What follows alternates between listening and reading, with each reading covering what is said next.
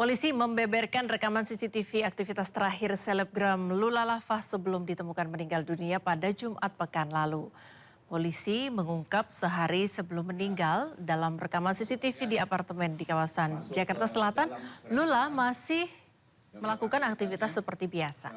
Hingga hari berikutnya, kekasih musisi dan YouTuber Reza Arab itu tidak terlihat hingga malam hari. Hal tersebut membuat asisten rumah tangganya curiga hingga meminta pertolongan karena kamar Lula terkunci dari dalam. Ketika pintu berhasil dibuka, Lula ditemukan dalam kondisi terbujur kaku. Sang kekasih Reza Arab terlihat ikut membawa jenazah Lula ke rumah sakit. Saudari LL sini sudah masuk ke dalam kantong jenazah. RA, pacar dari saudari LL di sini sudah hadir bersama dengan tim dokter dari saudari C yang mencoba untuk menghubungi dokter kenalan dari saudari C. Dan alhamdulillah dokter juga sudah hadir di sini. Nanti akan memberikan kesaksian, memberikan penjelasan kepada rekan-rekan media. Pada saat pengecekan itu sudah dinyatakan saudari LL sudah meninggal, oleh karena itu saudari C lagi coba untuk menghubungi ambulans. Ambulans itu datang dan terlihat di sini ya melalui lift barang terlihat saudara RA yaitu pacar dari saudari LL mendampingi di mana jenazah saudari LL sini sudah masuk ke dalam kantong jenazah. Setelah ini untuk rumah sakit kita menuju ke rumah sakit Fatmawati yang di mana sudah kita mintakan keterangan juga klarifikasinya. Keterangan dari Rumah Sakit Fatmawati bahwa kondisi saudari LL ini meninggal dunia dengan kehabisan nafas dan tidak ada tanda-tanda penganiayaan atau kekerasan. Polisi menemukan barang bukti dalam penyelidikan kematian selebgram Lula Lava di apartemennya di Kebayoran Baru, Jakarta Selatan. Salah satu buktinya adalah tabung berwarna pink yang menjadi sorotan publik dan spekulasi dalam masyarakat. Penyidik Polres Metro Jakarta Selatan mengungkap barang-barang yang diamankan dari lokasi tempat kejadian perkara. Di antaranya ada obat-obatan, spray, vape 4 botol liquid dan tabung whip pink yang diujikan di laboratorium forensik. Meski tabung pink tersebut menjadi fokus perhatian, namun polisi belum menyimpulkan atau menetapkan sebagai penyebab kematian.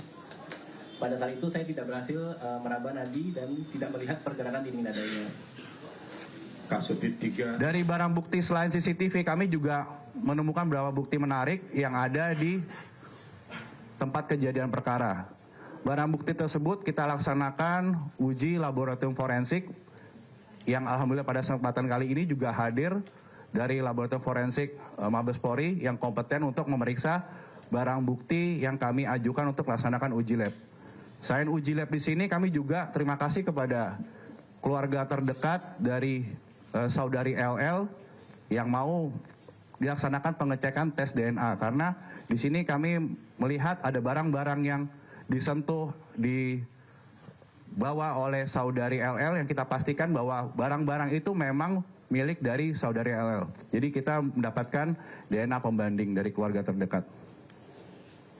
Lanjut.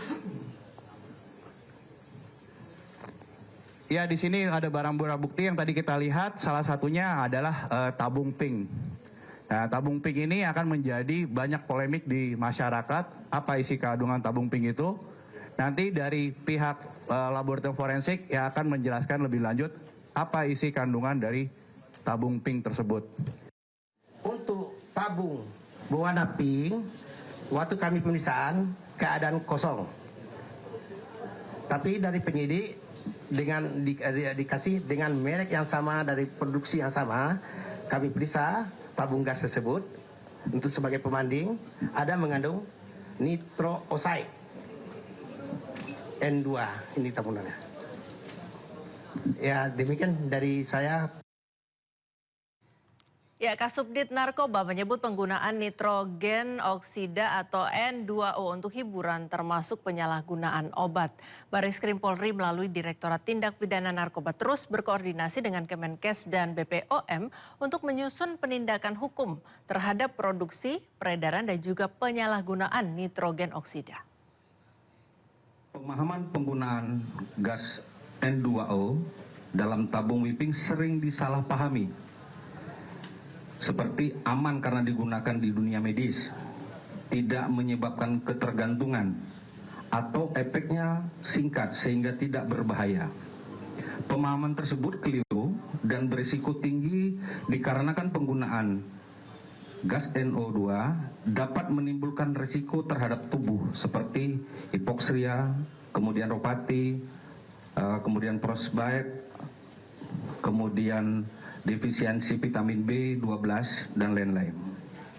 Bareskrim Polri melalui Direktorat Tindak Pidana Narkoba terus melakukan komunikasi secara intensif dengan instansi terkait yaitu Kemenkes, kemudian Badan POM untuk menyusun formulasi penindakan hukum yang tepat terhadap produksi, peredaran dan penyalahgunaan nitrogen oksida atau N2O. Sehingga penerapan Undang-Undang Kesehatan nomor 17 tahun 2023 dapat kita lakukan secara tepat. Pemirsa, 19 demonstran yang terlibat aksi unjuk rasa di depan gedung DPR RI pada akhir Agustus 2025 lalu, Kamis malam dinyatakan bebas bersyarat oleh Majelis Hakim Pengadilan Negeri Jakarta Pusat. Bebasnya para demonstran dari Lapas Salemba langsung disambut haru bahagia oleh keluarga yang menunggu di depan gerbang penjara.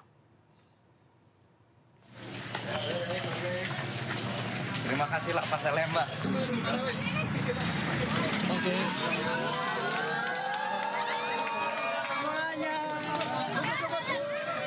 Setelah sekitar 10 bulan menjalani proses hukum di Lembaga Pemasyarakatan Salemba, Jakarta Pusat, 19 demonstran akhirnya menghirup udara bebas.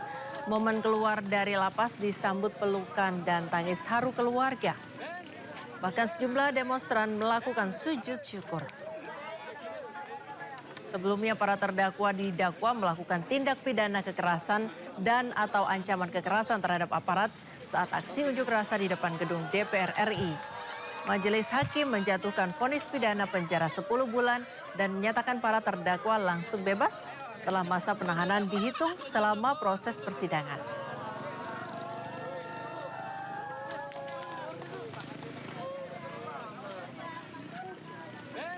Mantan Menteri Agama Yakut Khalil Qumas memenuhi panggilan Komisi Pemberantasan Korupsi. Yakut diperiksa sebagai saksi dalam kasus dugaan korupsi kuota haji yang menjadikannya sebagai tersangka.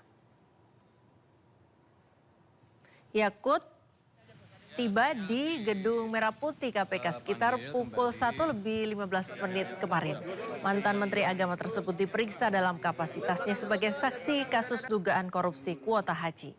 Pemeriksaan Yakut berkaitan dengan perhitungan kerugian negara yang akan dilakukan oleh BPK. Dalam sepekan ini KPK telah memanggil sejumlah saksi untuk dimintai keterangan. KPK saat ini sedang melakukan perhitungan kerugian keuangan negara dengan pemeriksaan dilakukan oleh auditor BPK.